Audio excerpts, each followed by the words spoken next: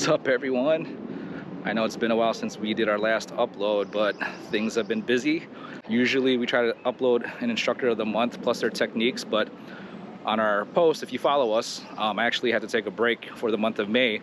One was because we didn't have enough content. Two, I had to start a day job.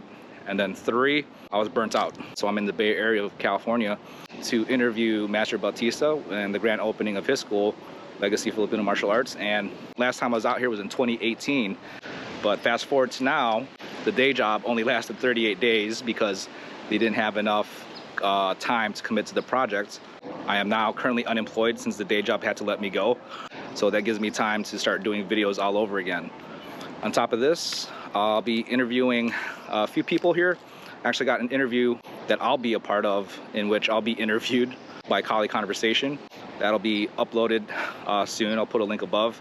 We'll see where this goes, but yep, I'm back behind the camera. Let's go.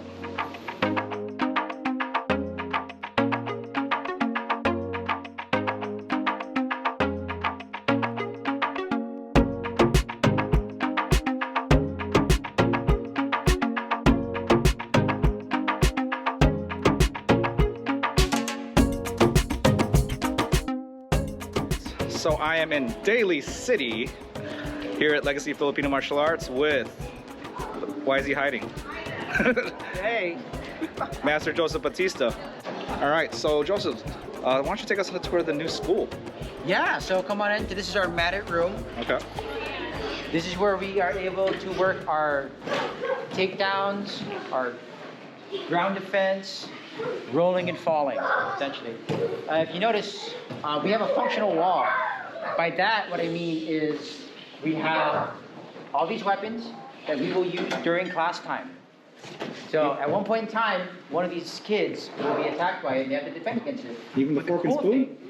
Huh? Even the fork and spoon? Even the fork and spoon, because we were gonna put up a walis and with chinelas, right? But maybe we'll switch it up from time, right? But if you notice, each of these items has a little informational placard that gives a little history.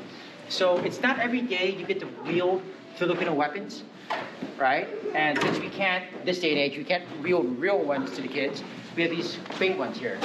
So you see the different weapons we have here. And as we go through, we're going to start to see posters that talk about the mythology and the history.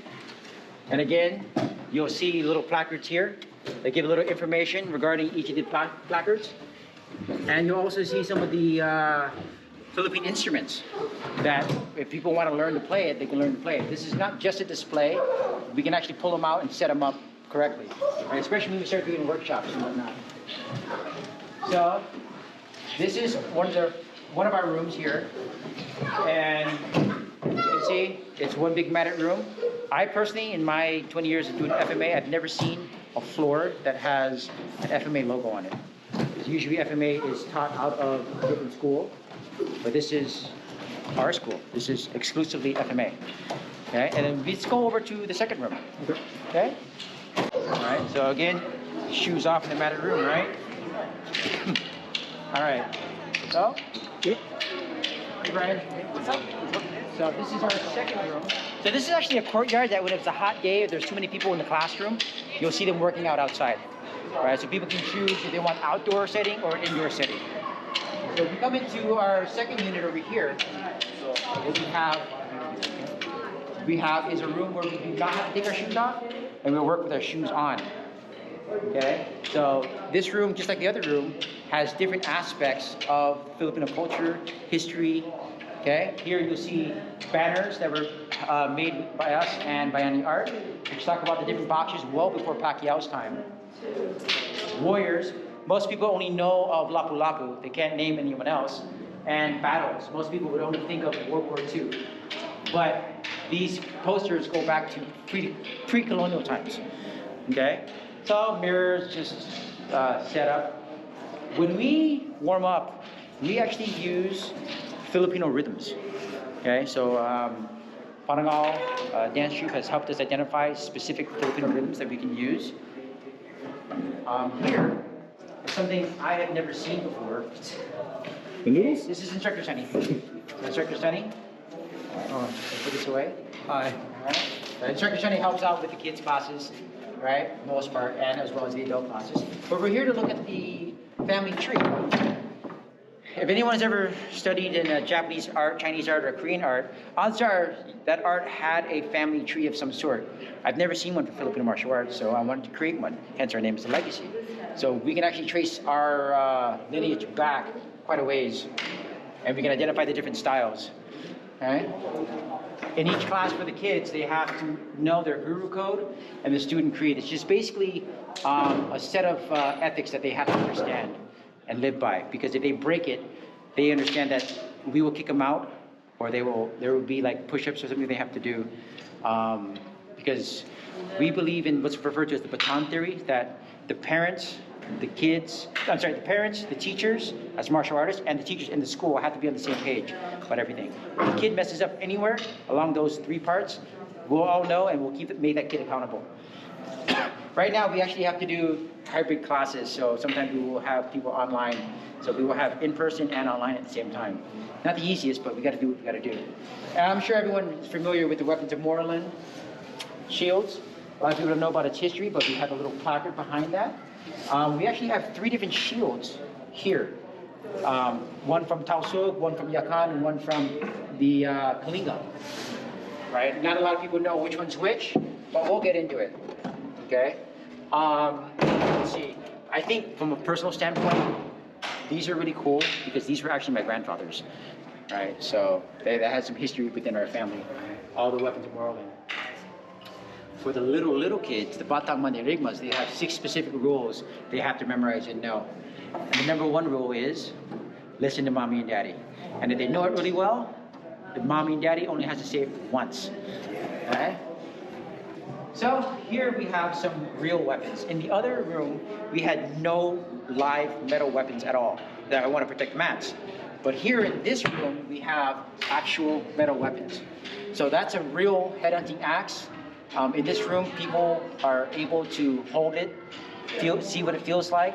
Because I believe that history should be lived and experienced, not just watched on a screen or read in a book. So with Filipino martial arts, you get the chance to be able to do all that. So we have the headhunting axe, we have your Chris, right? And again, you have the informational placards about it. This one here is what a lot of people don't know.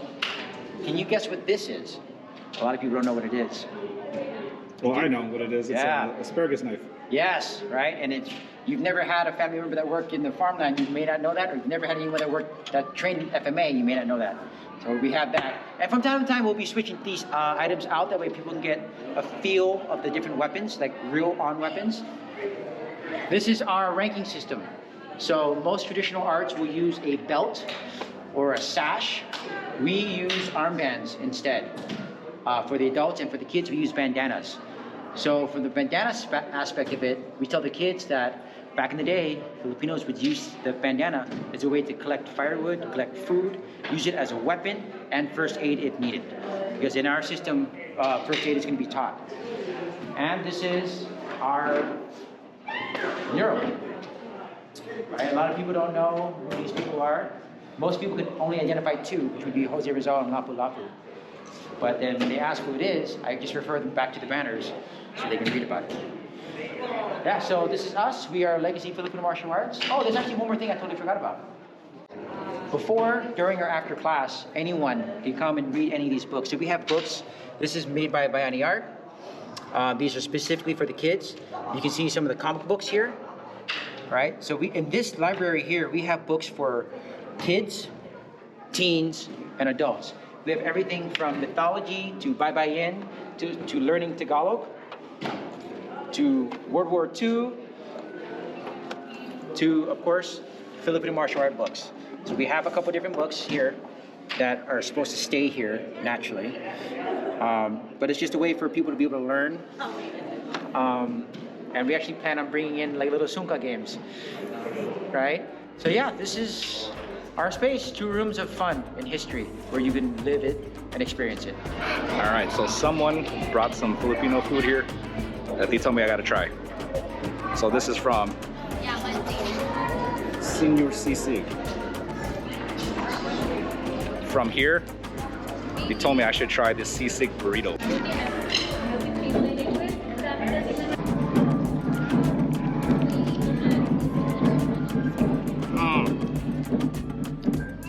This is too good and unhealthy.